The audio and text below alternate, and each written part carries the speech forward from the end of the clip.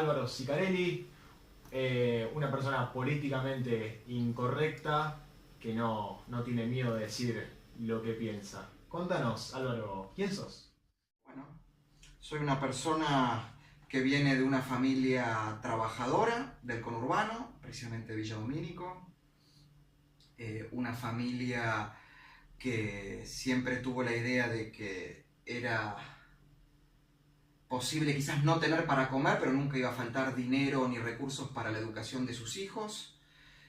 Unos padres que me inculcaron a mí, bueno, y a mi hermano también, la cultura del trabajo, la disciplina, los códigos de comportamiento, que no son solamente las cuestiones que tienen que ver con la cortesía, el buen hablar, que tienen que ver con saber respetar al otro y también saber hacerse respetar. Y bueno, si yo tuviera que buscar algún adjetivo que me caracterice, y soy un curioso por excelencia, desde muy chico. Mi mamá siempre decía de que yo era, un poquito después de ser bebé, me sentaban en la mesa y yo ya inmediatamente, si veía algo que tuviera papel, me lo ponía a ver, revistas, diarios, no leía por supuesto, ¿no? Yo habría empezado a leer a los 4 o 5 años. Leer, que no significa comprender, pero siempre curioso con las imágenes, las letras, ¿no? Y bueno, y eso creo que habrá sido el primer disparador de lo que me hace hoy un lector omnívoro y voraz, ¿no? Bueno, un poco se puede ver, en mi casa tengo más libros que muebles, ¿no? ¿Y a qué te dedicas actualmente? Bueno, yo me formé en historia, en filosofía y en relaciones internacionales, aunque bueno, yo me considero más un autodidacta del pensamiento.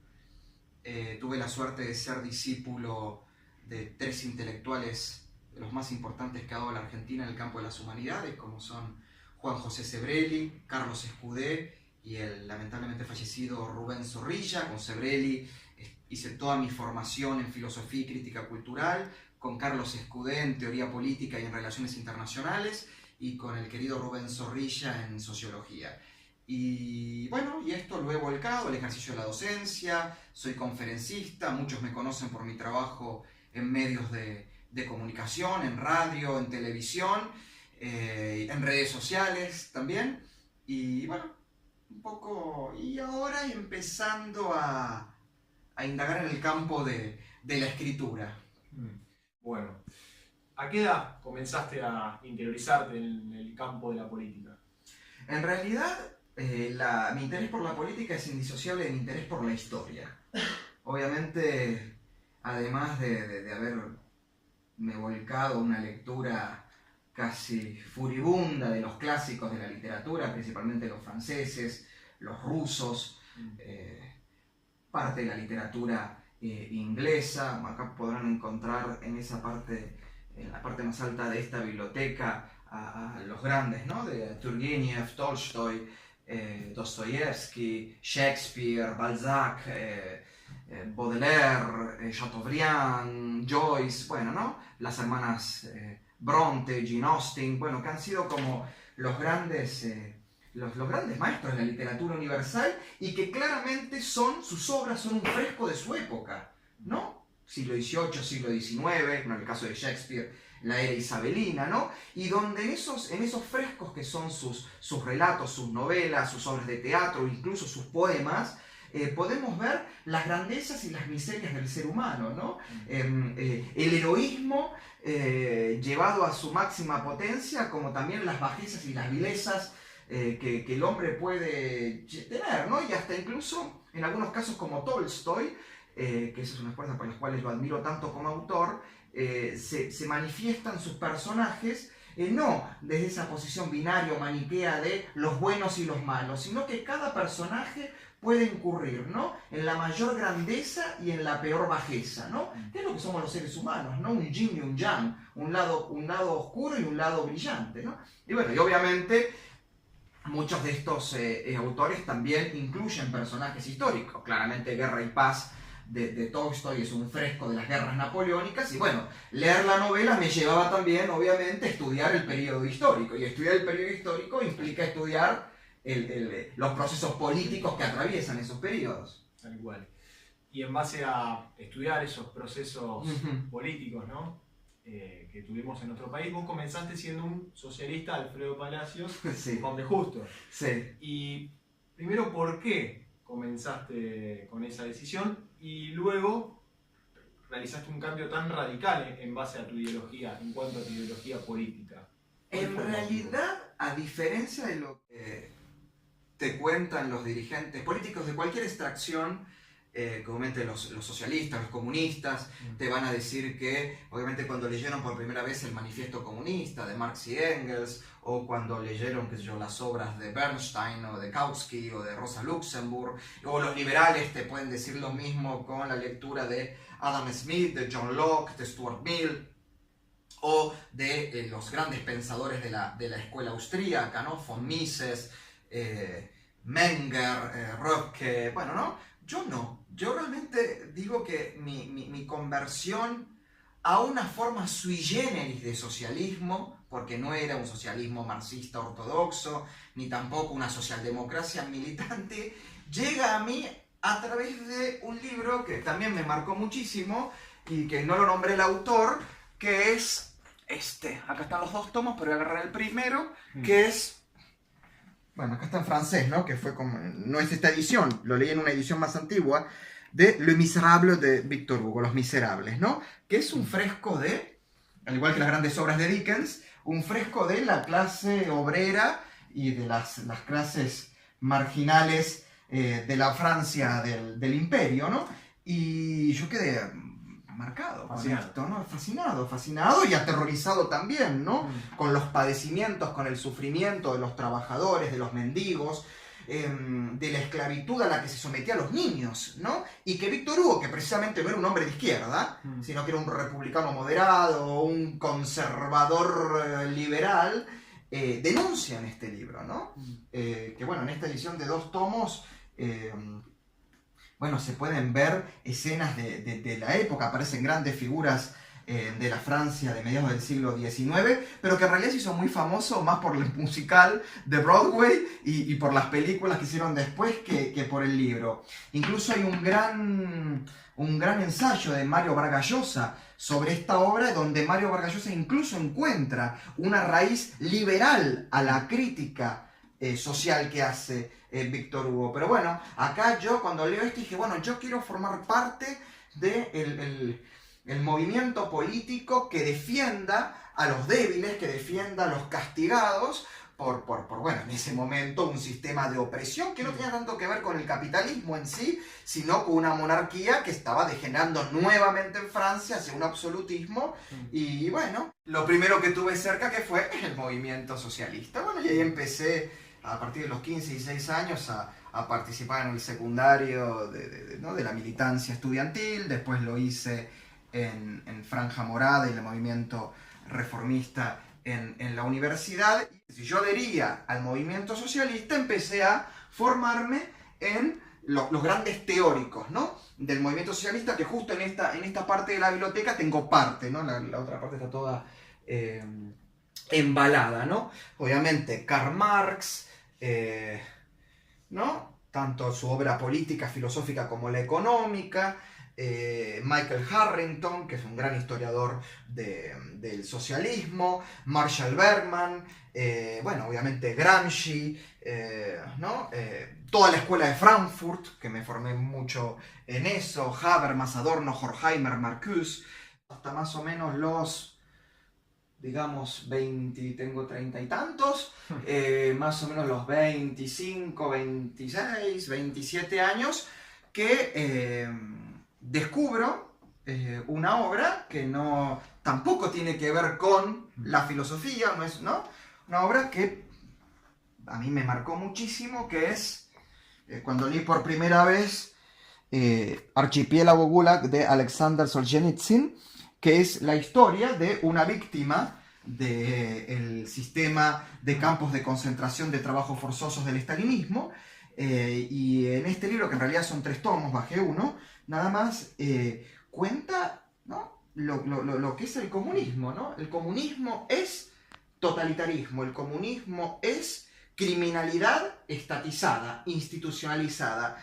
Y realmente estas 2000 páginas entre los 3 tomos de Archipiélago Gulag hacen que rompa casi, ¿no? Como una epifanía, rompo por completo con toda esa idea de utópica de que el socialismo en todas sus vertientes, el castrismo, el maoísmo, el estalinismo, el Khmer Rouge en Camboya, los partidos comunistas de Europa Occidental, todo esto que proponían realmente era una pura mentira y que siempre iba a degenerar en esto, ¿no? Campos de concentración, censura, tortura, bueno, todos los males, e incluso que repetía, y en algunos casos de manera más violenta, los mismos crímenes que los comunistas dijeron combatir contra el eje nazifascista.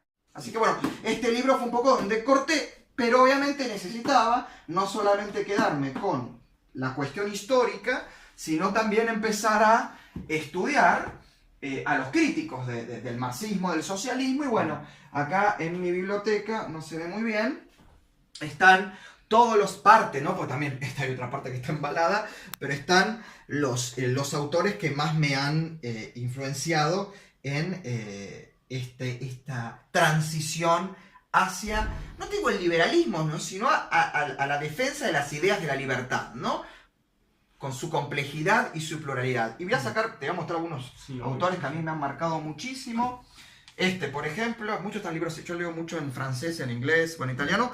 Raymond Aron, ¿no? Un ex comunista y ex existencialista, miembro también del grupo existencialista sartreano, ¿no? Este es el libro Penser la liberté, penser la démocratie, o sea, pensar la libertad y pensar la democracia, reúne los principales libros, ¿no? Donde él critica, por eso lo recomiendo mucho, ¿no? Él critica, por ejemplo, la invasión soviética a Hungría, a República Checa, ¿no? Hace todo un estudio, compara al nacionalsocialismo con el estalinismo, ¿no? Muestra... El amor también. Exactamente, bueno, muestra las similitudes, ¿no? De estas dos fuerzas que supuestamente eran antitéticas y terminan siendo... casi similares, ¿no? Otro autor que también me ha marcado muchísimo, tanto por su defensa de libertad y por su crítica a los enemigos de la libertad, que es el gran Antonio Escotado, ¿no? Este jurista y filósofo español, que, oh casualidad, también fue miembro del Partido Comunista Español y luchó en el Vietcong, dentro de unas brigadas internacionales que participaron de la guerra de Vietnam. Este libro es, ¿no?, una obra cúlmine del pensamiento liberal. Pero también me gusta el escotado libertino, el escotado que defiende el uso recreativo de drogas. No me quedo solamente como algunos con el escotado anticomunista. Bueno, y después obviamente hay libros que son capitales, ¿no? Friedrich Hayek, La fatal arrogancia, ¿no? Este es un libro que también fue para mí central en mi formación. Todos autores que contribuyeron de alguna manera a que vos realices ese cambio. Exactamente. Tan... Y que sigo realizando. Claro. Porque, una deconstrucción. Exacto, sí, ¿no? Utilizando un término posmoderno. Claro. Pero digo, la formación es dinámica y permanente y emergente. ¿Por qué? ¿Por qué es emergente? Porque mientras uno sigue adquiriendo conocimientos y sigue debatiendo con sus propias ideas, van surgiendo contradicciones. Y uno dice, ¿cómo yo pensaba esto? La característica del ser humano es no solamente la evolución, es el cambio. Entonces, bueno, este es un poco cómo yo me fui formando.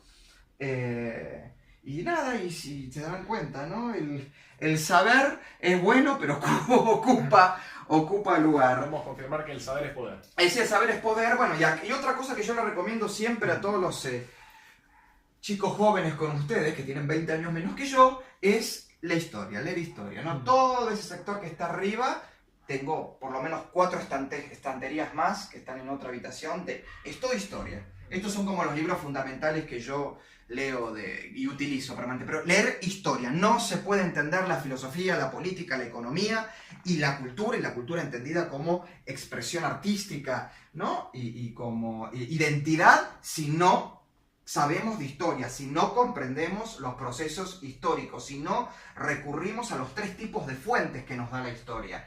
Esto a mí me parece central y veo mucho déficit, porque cuando a veces discuto con chicos jóvenes, saben repetir casi de memoria conceptos de economía o conceptos de filosofía, pero cuando les pedís que eso lo incluyan dentro del proceso histórico, no saben porque no conocen historia. Así que bueno, esto es más o menos mi... acá está un poco resumida mi formación y mis gustos. Muy bien. Estuve viendo en varias de las entrevistas que pudiste dar, vos sos un defensor del capitalismo. Te quería consultar por qué y qué opinás del capitalismo que hoy rige en el mundo. A ver, en primer lugar, a diferencia de muchos liberales que rehuyen al concepto de capitalismo, ¿por qué? Porque capitalista y capitalismo es un término que lo popularizó un pensador socialdemócrata, un economista como fue Bernard Sombart, ¿no? Y que lo utilizaba como término peyorativo. Yo no. A mí no caigo en esa. Y además, a diferencia de muchos liberales, yo no veo al capitalismo como un mero sistema económico, un mero sistema de producción económica, de generación y de distribución efectiva de riqueza. Yo creo que el capitalismo es hoy el modelo, no el modelo, sino el estadio civilizatorio más alto al que ha llegado la humanidad. El capitalismo es un modelo de civilización, porque dentro de él encontramos todas las características que tiene una civilización. Hago un pequeño paréntesis, yo siempre estuve en contra del concepto de civilizaciones. ¿Vieron cuando se habla de la civilización egipcia, la civilización china, la civilización grecorromana? Yo siempre creí que existe una única civilización que es la humana, ¿no? Con diferentes expresiones. Para evitar el colectivismo. Claramente. O sea, yo creo que la civilización humana ha tenido diferentes expresiones por ubicación geográfica en Occidente y en Oriente y diferentes estadios que muchas veces se han compartido. Y hoy creo que el capitalismo es el estadio civilizatorio en el que vivimos, incluso el más exitoso de todos los que hubo, de todos los modelos de civilización que hubo, por lo menos en los 10.000 años de historia registrada que tiene la humanidad. Por valores éticos, por principios económicos y por los resultados que claramente vemos. Si uno hace un raconto de la historia, no me voy a ir muy lejos, de 1850 hasta la actualidad, uno ve que la población del planeta Tierra aumentó 6 veces, ¿no? Correcto. Ahora, quiere decir que en 1850 había 6 veces menos población. Y sin embargo, en 1850 la gente vivía, por ejemplo, como máximo, y te diría casi como un anciano, hasta los 60 años, como mucho.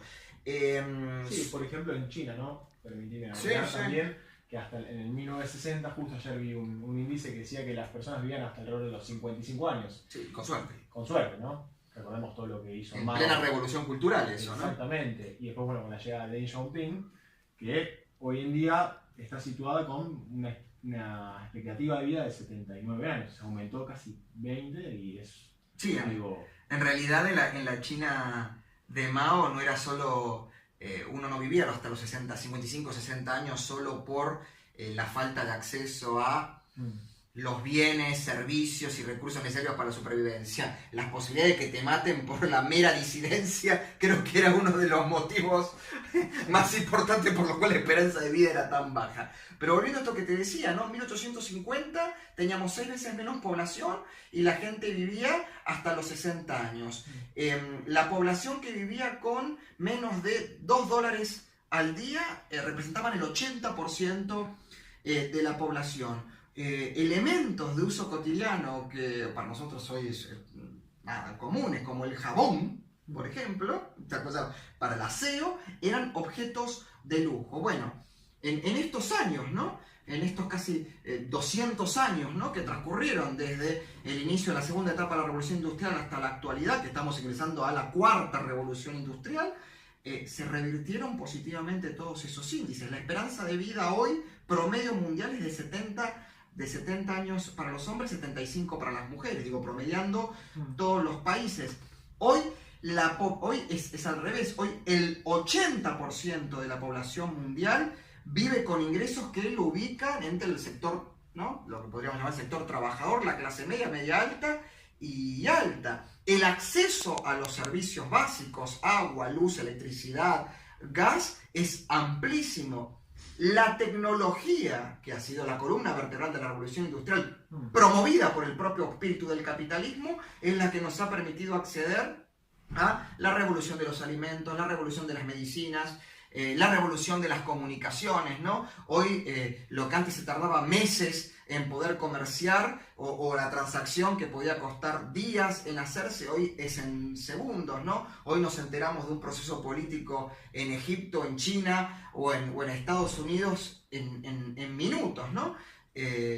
Con sus pros y sus contras, ¿no? El ascenso de la inteligencia artificial, hoy estamos todos nosotros viviendo un capitalismo, me preguntamos en un momento, ¿no? ¿Qué esperaba, ¿no? Estamos entrando a un capitalismo, o ya estamos, ¿no? A una civilización capitalista de carácter algorítmica, ¿no? Hoy los algoritmos casi que deciden por nosotros, nos dejan casi en bandeja nuestras decisiones, ¿no? Y hay planteamientos que hay que hacerse desde el campo de la ética, desde el campo de la economía, desde el campo de la cultura, ¿no? No vamos a ser los mismos seres humanos que lo que fueron nuestros padres, nuestros abuelos, ni hablemos nuestros antepasados, ¿no? Incluso hay un gran desafío que hace que este capitalismo hipertecnificado, que yo defiendo, yo soy un optimista racional, no soy un tecnofílico rabioso, pero soy un optimista racional, este capitalismo algorítmico, digital, ¿no?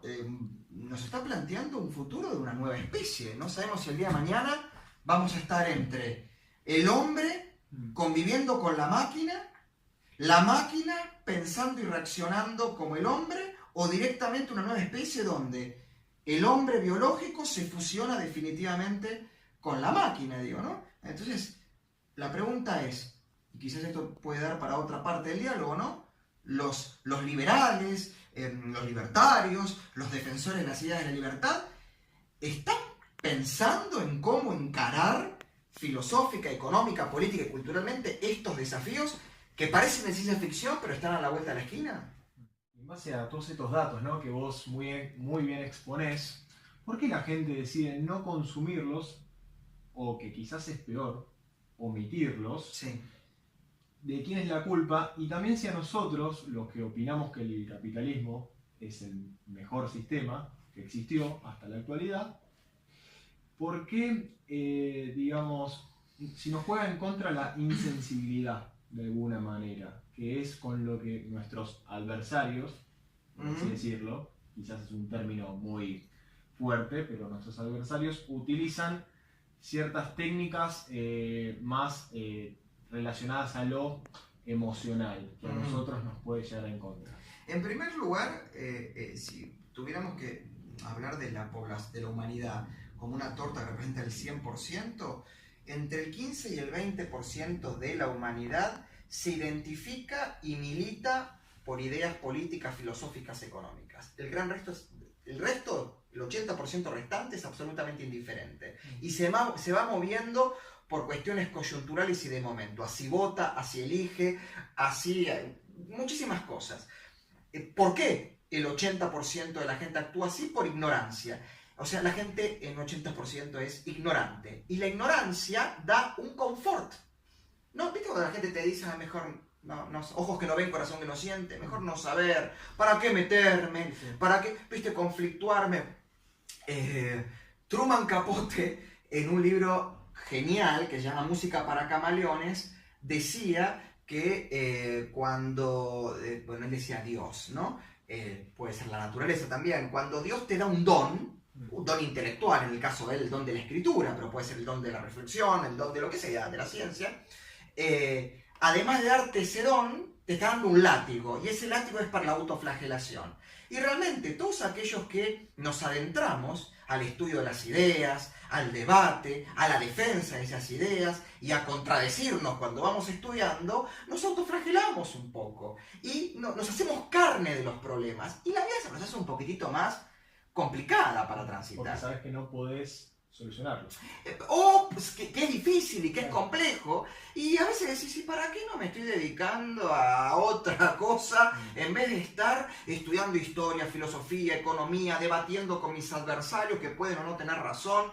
No, podría estar dedicándome a otra cosa, no, yendo a bailar, yendo a comprar ropa, satisfaciendo mis ansias de acopio material, que está fantástico, es mucho más fácil. Pero te traicionarías. Bueno, claro, por supuesto, en mi caso sí. Ahora, también hay muchísimos años, siglos y siglos y siglos, de inoculación de algo que a veces se toma en sorna, que tiene que ver con la culpa, ¿no? Uy, yo tengo todo esto y lo tengo, pero por tenerlo otro no lo tiene, ¿no? No, lo que tengo yo le falta al otro. Se deriva en la justicia social. Exactamente, donde hay una necesidad, hay un derecho, nace un derecho, ¿no? Bienaventurados los pobres porque de ellos será el reino de los cielos, ¿no? Es más fácil que un camello atraviese el ojo de una aguja que un rico ingrese al reino de los cielos. Y así, taca. Entonces después no solamente se genera una culpa, sino que después se genera una impostura cool donde yo tengo el mejor teléfono, el auto de alta gama, vivo en el mejor barrio, pero de la boca para afuera milito, ¿no? Social Justice Warrior, hago una militancia de defensa del pobre, del desvalido, de las minorías, porque tengo que mostrar, ¿no? También que tengo esta cosa aberrante que se llama conciencia social, ¿no? El comunista con iPhone. Sí, el comunista, el pelotudo. En realidad, digamos, porque, a ver, hay comunistas que son gente equivocada, pero gente seria. Acá esto ya estamos hablando de gente que es mononeuronal, que es pelotuda, que es imbécil, porque si no, le estaríamos faltando el respeto a una gran tradición de pensadores y dirigentes políticos con buenas intenciones, que han querido cambiar su realidad, lo hicieron de forma equivocada, no incurrieron en los crímenes de Mao, de Lenin y de Stalin, o de Castro, pero estamos comparando con, qué sé yo, anencefálicos de la calaña de qué sé yo, las actrices argentinas, Marina Pichot, qué sé yo, Miriam Bregman, Nicolás del Caño, Tante Palma. Estoy poniendo gente que me parece pelotuda. O sea, no digo que es mala gente, me parece que es pelotuda. Y hay que reivindicar el concepto del pelotudo. Pero no son ellos, sino son los que lo siguen. Bueno, no, acá está lo peligroso de ser pelotudo. Porque comúnmente el pelotudo, cuando tiene alguna dosis de carisma o los recursos mediáticos necesarios, se instala y genera esto que te digo que es grave, que es tener seguidores. Y esos seguidores, por derecha o por izquierda, se vuelven más papistas que el Papa, entonces se vuelven más dogmáticos, más cerrados, más autoritarios y más colectivistas que sus pelotudos líderes. El fanático. Exactamente, ¿no? El pelotudo fanático. ¿Dónde nos ubicarías vos? Ya estuvimos hablando bien sobre el capitalismo, entonces, en un centro derecha, en una derecha, a vos no te gusta el totalitarismo, el extremismo. El colectivismo, no me gusta ninguna de sus formas. Tampoco el colectivismo. Sí. Claro. ¿Dónde nos ubicarías? A los defensores de la libertad. Sí. Vos decís en tipo cuadrante de Nolan, derecha, izquierda, centro, yo creo que estamos arriba. Arriba. Sí, tendríamos que hacerlo tipo de 4 dimensiones, de tercera, cuarta dimensión. Estamos arriba, pero ¿por qué? Por estos desafíos que están a la vuelta de la esquina. Estamos entrando en la tercera década del siglo XXI y seguimos debatiendo como si estuviéramos en una banca en la Asamblea Francesa de 1790, ¿no? Donde en la derecha estaban los monarquistas, ¿viste? Los girondinos, qué sé yo, y todos los jacobinos. Esto ya no va más. Ya no va más. A ver, ¿por qué? Porque lo que tenemos que hacer los que defendemos la libertad es defenderla con datos que están comprobados por el método científico. Está que, como bien dijo Popper, son datos comprobados hasta que no aparezca una nueva comprobación que demuestre que eran falibles, que lo refute. ¿No? Ahora van a acusar a Popper de marxista cultural, porque también tenemos del lado, ¿no? Del lado de que supuestamente está en contra del pensamiento colectivista, culposo y trosco pelotudo, también del otro lado tenemos gente que ante la más mínima, ni siquiera digo disidencia, opinión o manifestación de un modelo alternativo de defensa de la libertad, ya somos todos, y me incluyo, plausibles de ser catalogados de marxistas culturales, en mi caso libertrolo, sodomita, pedófilo, qué sé yo, liberto rockerito, pero todas esas características. Digo, muchas veces aquellos que dicen defender las ideas de libertad, por sus formas, sus acciones, se terminan transformando en aquellos que dicen aquellos que dicen combatir. Esta es la gran contradicción, que es lógico porque son seres humanos también, ¿no? Justamente.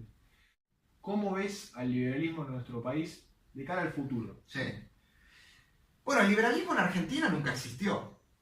En Argentina lo que hubo fue un periodo que para mí fue donde mejor se representaron o se vieron representadas en hecho las ideas de libertad, que fue las presidencias.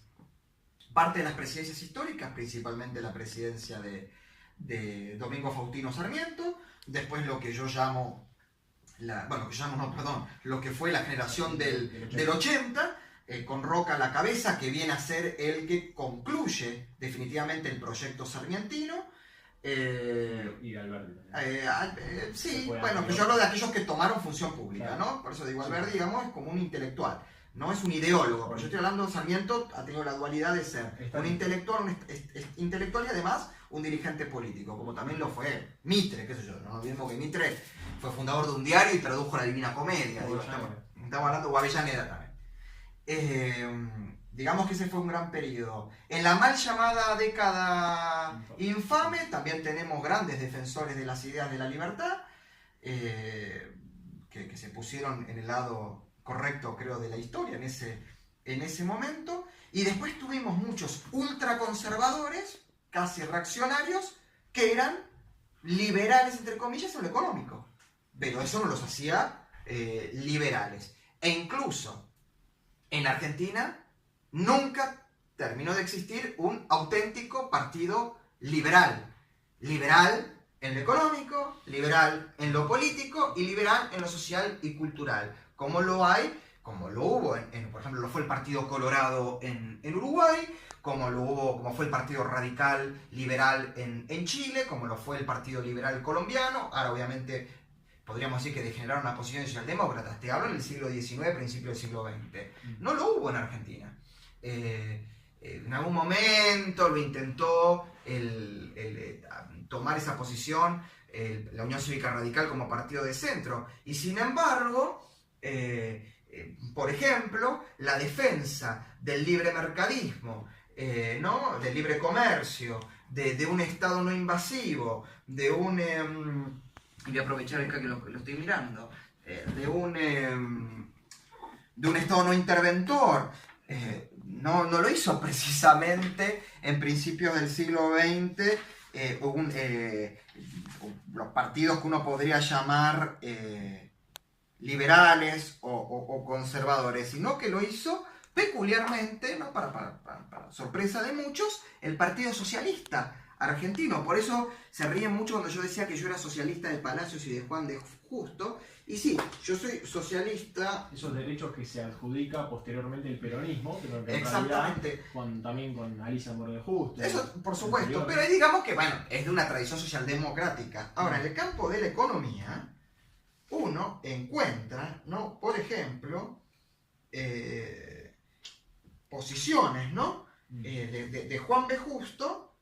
Primero, por ejemplo, cuando el Partido Socialista Argentino se funda, lo primero que hace es además crear un diario, porque en esa época, en el fin del siglo XIX, principio del siglo XX, los partidos políticos trataban de tener un diario, o sea, sacaban un diario diariamente, ¿no? Algo así como un órgano de difusión de sus ideas. En el caso del Partido Socialista fue el diario La Vanguardia. Y el diario La Vanguardia, que se funda en 1894, decía el título, ¿no? Como cuando uno hoy agarra un diario, ¿no? Tiene el nombre del diario, y abajo tiene un lema que decía, ¿no? La Vanguardia, órgano de difusión del Partido Socialista de la República Argentina, y abajo, entre comillas, decía: venimos a difundir las doctrinas económicas creadas por Adam Smith, David Ricardo y Karl Marx. Y a Karl Marx, al que consideraban el último liberal clásico. Paradójico, ¿no? El Partido Socialista. Y por ejemplo, en José Ingenieros, que fue secretario de Juan B. Justo, pero también lo fue Roca, en su libro Sociología Argentina, decía, por ejemplo, es necesario adoptar el régimen económico capitalista, por el cual llegaremos a, bueno, el modelo económico socialista. Sin un desarrollo positivo y completo del régimen económico capitalista, no puede haber condición previa indispensable para toda evolución posterior. Y voy a decir una frase que es asombrosa. Dice, el proteccionismo y el intervencionismo son enemigos del socialismo. Esto nunca nadie podría creerlo, ¿no? Y así podría seguir diciendo, como por ejemplo Juan B. Justo, fundador del Partido Socialista, traductor del primer tomo del Capital de Karl Marx al español, decía, y cito textual, la entrada de grandes masas de capital extranjero es necesaria e inevitable.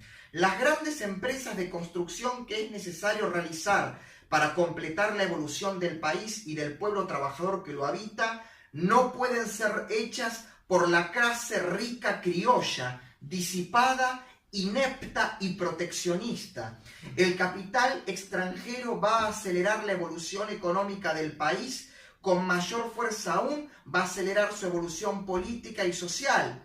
El intervencionismo y el proteccionismo encarece los bienes que deben ser accesibles para las clases trabajadoras.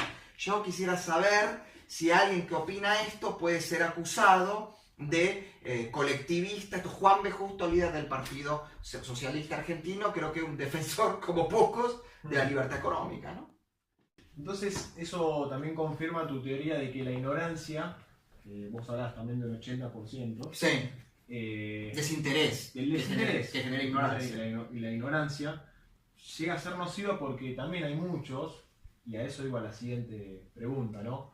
Sobre esos liberales que son influyentes en las redes sociales, que te critican, que te cuestionan tanto. ¿Vos qué opinás sobre eso?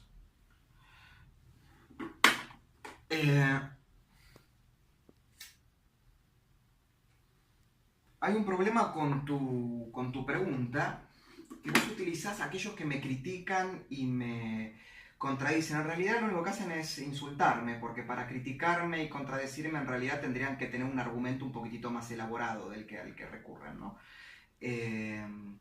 Yo no... Me cuesta muchísimo debatir o creer que estoy debatiendo con aquellos que hacen macartismo low cost, ¿no? Porque lo único que saben decir es a qué se puede esperar de alguien que en algún momento adhirió al socialismo, que defienda cuestiones que yo creo que son vertebrales en el liberalismo, ¿no? Defensa de los derechos civiles, ¿no?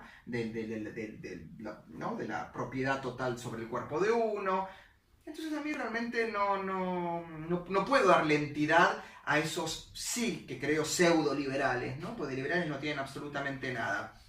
Yo creo que se tendrían que sacar la camiseta del liberalismo, ponérsela al conservadurismo y armen un partido conservador y está todo bárbaro. Me parece que es importantísimo para el sistema político argentino que haya un partido conservador, fuerte y con un programa de gobierno fuerte y que pueda tener en su capítulo económico posiciones liberales. Ahora lo que me preocupa es que hay supuestos libertarios que han usurpado el discurso de la libertad para en el medio hacer lo que yo llamo nazismo por goteo. Hay algunos personajes bastante impresentables que por un librito que se está vendiendo mucho por Amazon, no sé por qué mecanismos de venta digital, lo han transformado en un evangelio, y entre algunas partes y capítulos de ese libro, bueno, hay cosas bastante moralmente y éticamente bastante cuestionables. Incluso uno de sus autores se reconoce admirador de confesos neonazis y negadores del Holocausto. Incluso hay seguidores de este autor que, reivindicando la obra de Hans Hermann Hoppe, están promoviendo como un chiste la idea de crear ciudades y estados autónomas donde la expulsión del negro, del homosexual, del portador de HIV, de lo que todos aquellos consideren un subnormal, sea una práctica contractual normal. A mí me parece bastante preocupante eso. Pero bueno, mira, en algunos puntos a veces la historia se repite, ¿no? Y estas cosas ya han pasado. En algún momento en Argentina estuvo Tradición, Familia y Propiedad, que era un grupo de ultraconservadores, reaccionarios, que con la bandera de la familia, la moral, el orden y el tan usado latiguillo de la defensa de la vida, han generado todo este revuelo. Estas modas pasan, ¿no? Yo creo que esta moda va a pasar. Esta moda va a pasar quizás por aburrimiento, por exilio voluntario de algunos de sus líderes que se van a estudiar al extranjero, por la falta de carisma de otros, o porque se va mostrando lo que realmente son. Así que no ¿qué debate? Bueno, preferís no darle importancia. No, debato con gente que sabe argumentar. Muy bien. ¿Qué opinas de este contexto u escenario político? Y también, si vos me querés responder, tenés la libertad absoluta, ¿a quién vas a votar en las próximas elecciones? Bueno, vamos a arrancar con la coyuntura actual. La coyuntura claramente es muy compleja. Estamos recién con los atisbos de una salida de una de las crisis económicas más fuertes que hemos tenido, pero mucho menor que la del 2002 y la del 2001, o el Rodrigazo, o muchísimas otras que nos antecedieron. Yo creo que la crisis económica tiene responsables y principalmente se reduce al gobierno nacional, que creo que subestimó la gravedad de la herencia, creyó que tenía suficientes recursos para poder neutralizarla y por cierto optimismo e ingenuidad no la comunicó desde el vamos para poder buscar el apoyo de la población para aplicar las reformas duras y quirúrgicas que había que aplicar para evitar, ¿no?, la devaluación, el pico inflacionario y bueno, todo lo que estamos viviendo ahora, que pareciera, hoy se acaban de dar los datos de inflación, la inflación por tercer mes consecutivo está bajando, empieza a haber una caída, se desacelera la caída de la producción industrial, ¿no? Bueno, estos datos que están informando ahora los organismos estadísticos del gobierno y también las consultoras privadas. Estamos ya con casi superávits gemelos. Bueno, se está viendo un recambio, obviamente lento, que no está impactando fuertemente en el bolsillo, que es lo que impacta en el humor de la población, pero negar que estamos en una crisis y negarla, que se generó producto de ese optimismo, esa subestimación de la crisis, pero también de factores externos, como por ejemplo una de las peores sequías en 50 años, una caída estrepitosa del valor de la soja, una guerra comercial que devaluó todas las monedas emergentes, y una economía tan vulnerable como la Argentina, era obvio que íbamos a ser, ¿no?, golpeados. Y también una Argentina que se está reinstalando. Bueno, sucedió lo que sucedió. La otra pregunta era... ¿Y a quién vas a votar? A Macri. ¿Y a Macri? Sí, a Mauricio No Macri. puedo negar mi sorpresa. ¿Y por qué no a José Luis Espert? También hay otros, ¿no? Pero digo, obviamente, Sí, pero ¿por qué no a bueno, Cristian? Sí, bueno. Claro. Bueno, a ver, voy a arrancar por qué no voto voto circunstancialmente a José Luis Espert. En primer lugar, a José Luis lo conozco hace mucho tiempo. Fue una particularidad que conozco a su esposa antes de que él la conociera, Mercedes, que es una gran persona, una gran mujer, una gran profesional. Y son las cosas que me importan mucho cuando elijo a un amigo, y espero que también cuando me eligen a mí como amigo.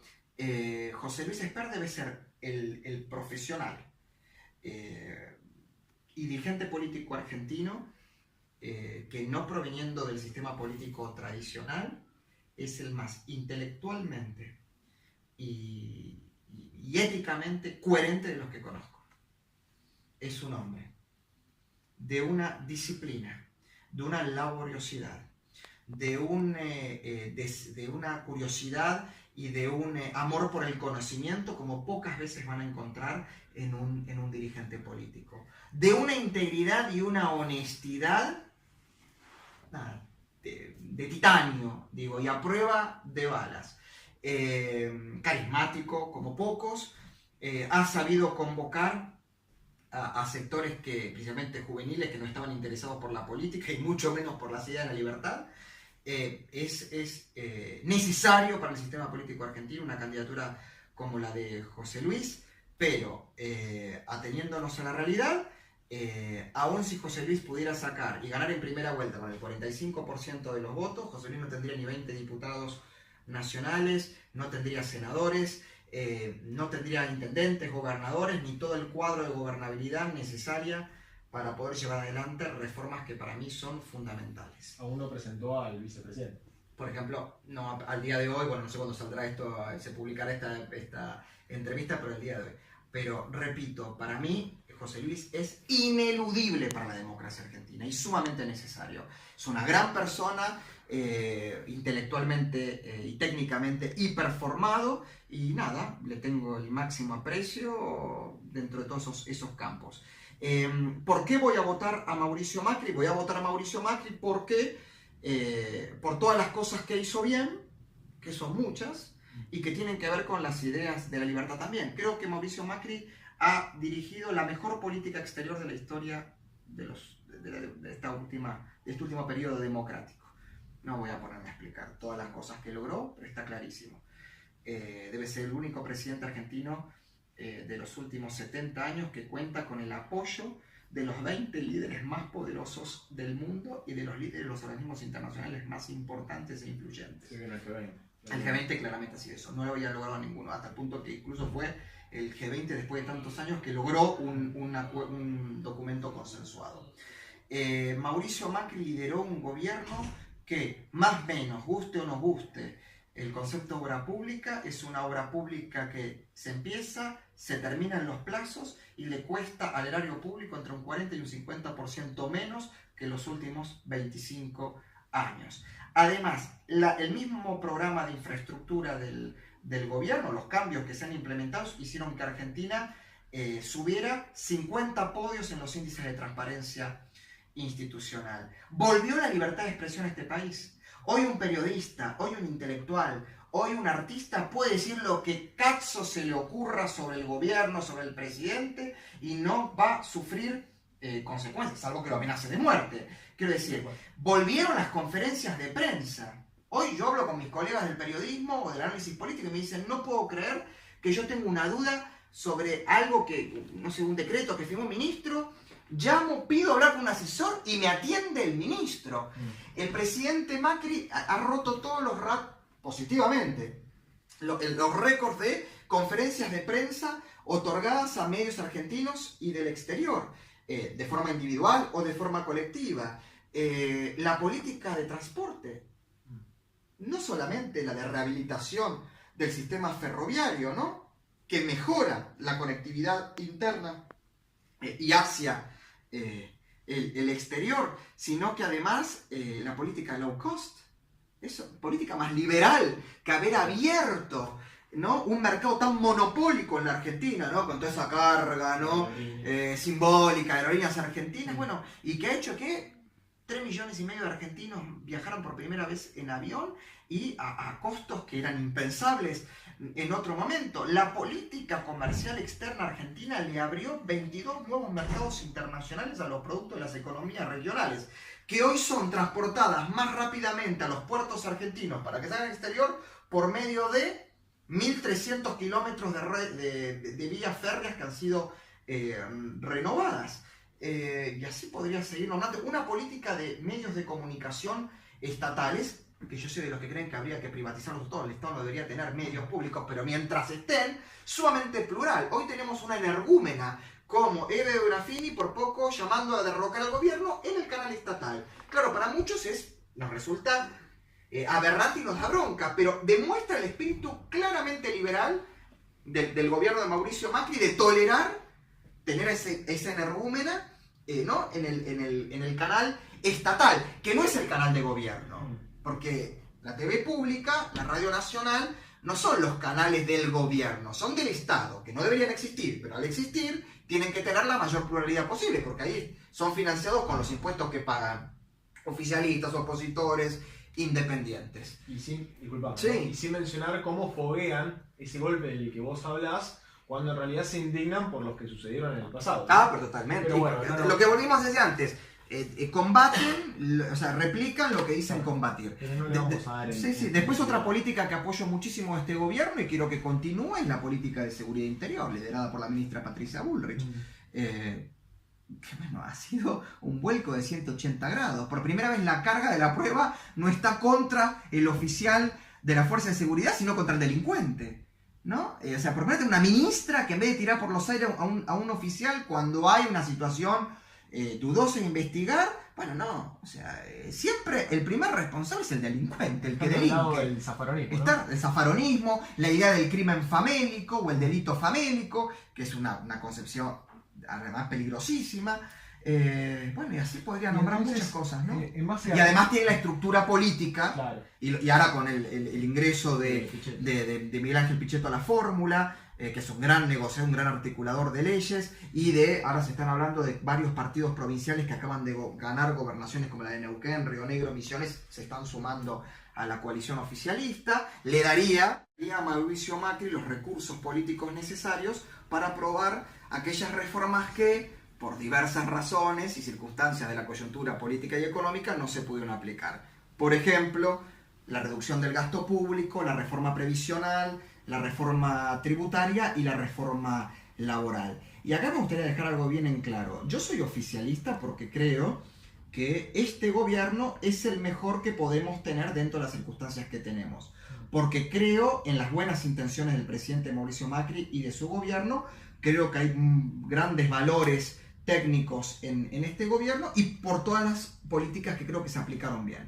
Ahora bien, si el año que viene, con mayor representación parlamentaria, con un gran articulador como va a ser Miguel Ángel Pichetto en el Senado, con más partidos que se han sumado, realmente no se sienta el gobierno a discutir, por ejemplo, la baja de la presión tributaria para las empresas y para, obviamente, los contribuyentes, una reforma laboral que desmonopolice la representación sindical, que elimine la eternización de los dirigentes sindicales, que le quite el manejo de las obras sociales, que es la caja económica negra que tienen los sindicatos para hacer las barbaridades que hacen, y bueno, y tantas otras reformas que se tienen que hacer. Realmente voy a tener que empezar a cuestionarme mi condición de oficialista coyuntural y tendré que pasar ya a una acción mucho más crítica. ¿Esto qué quiere decir? Yo no soy un oficialista obsecuente, ni soy un militante sectario, ni, creo que es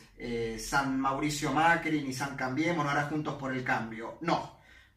Apoyo, con fuerza, con decisión, pero también soy crítico. Y esto también vale para que, si José Luis Espert logra representación parlamentaria e institucional, sería bueno que se haga un acuerdo con la coalición oficialista, si es reelecta, para llevar adelante estas reformas y que sus diputados también las defiendan y le den mayor impulso liberal a el gobierno de Mauricio Macri. Expusiste muchos hechos, ¿no?, que pudo realizar Mauricio Macri y también otros que recién comentaste que podría llegar a implementar en caso de ganar con esta fórmula nueva de Juntos por el Cambio, con Miguel Pichetto. Pero ¿vos considerás que gran parte de la sociedad piensa inevitablemente con el bolsillo y es por ese motivo que le da la posibilidad a un retorno de Cristina Fernández de Kirchner? Mira, si suponemos que el retorno es cierto en base a las últimas encuestas, bueno, realmente me tengo que dudar, porque las encuestas últimamente vienen fracasando, en la provincia fracasaron casi todas. También me pareció muy irresponsable hacer encuestas de intención de votos cuando no estaban ni siquiera formalizados los frentes, ya ni siquiera las candidaturas, los frentes. Todavía las candidaturas hasta el 22 de junio hay tiempo, pero vamos a suponer que es cierto y que todavía la alianza Alberto Fernández de Kirchner, iba a decir, bueno, sí, digamos que es Alberto Cristina Fernández de Kirchner, todo así, como un binomio simbiótico. Supongamos de que vuelve y la condición es, bueno, será parte de esa ignorancia, idiocia, consumista, cortoplacista, muy típica de aquellos que favorecen el ascenso de los populismos. No me lo puedo explicar de otra manera. Pero creo que se ha generado un núcleo duro, antipopulista, que por convencimiento pleno o por apoyo crítico va a seguir acompañando al presidente Mauricio Macri. En parte le va a dar el voto también a José Luis Espert, que dice, sí, la economía es importante, pero también una democracia republicana consolidada, con todo lo que eso implica, es condición necesaria también para el desarrollo económico. Entonces no se quedan solamente con el hecho de poder comprarse un plasma, irse de vacaciones, o bueno, saciar a sus deseos, que son muy válidos y respetables, pero que en estas circunstancias, en un momento de transición donde queremos sentar las bases de una Argentina distinta, no tiene que ser solamente el principal motor, el capítulo económico. Debate que tengo también con muchos liberales y libertarios que se centran solamente en la reforma económica y no solamente en la reforma democrática y republicana que este país necesita. Muy bien, para concluir, ¿no? De alguna manera con esta rica entrevista que tuvimos, ¿te sentiste cómodo? Sí, sí, muy cómodo. Bueno, estoy en mi casa. Sí, no me siento cómodo en mi casa. Pero sí, muy cómodo, muy agradecido. ¿Proyectos de cara al futuro? Bueno. ¿Una idea? Mira, en lo personal estoy muy abocado, estoy dictando conferencias en el interior del país, con algún proyecto de ir a dar también algunas afuera sobre muchos de estos temas de que hemos hablado. Estoy con mi proyecto radial con Emanuel Danán, que se llama Malos Necesarios, donde un poco cada uno desde su óptica debatimos, ¿no? Algo así como tipo unos francotiradores contra todas formas de colectivismo, por derecha o por izquierda. A partir ahora de julio, de los primeros días de julio, comienzo ya formalmente de nuevo a trabajar como columnista y analista político de temas nacionales e internacionales en 6 canales de televisión, formalmente, y después también como invitado, lo mismo en radio. Así que estoy ahí escribiendo algo, estoy viendo si voy para el lado del ensayo o para el lado de la ficción. Así que evaluando y trabajando con mi querido maestro Juan José Seblelli en la revisión de un libro que fue muy importante en la década del 80 y en la compilación de toda su labor periodística. Así que un año bastante movido y aportando de mí todo lo mejor para que el 10 de diciembre, en mi caso, Mauricio Macri vuelva a jurar como presidente de la nación, pero más importante, que el populismo autoritario, colectivista sea derrotado definitivamente y podamos ya empezar a trabajar por una Argentina moderna, democrática, republicana, que es nada más y nada menos que una Argentina liberal. Bueno, muchas gracias. No, por favor, a usted. Muy bien, esta fue la entrevista con Álvaro Sicarelli para Liberales por el Progreso. Muchas gracias.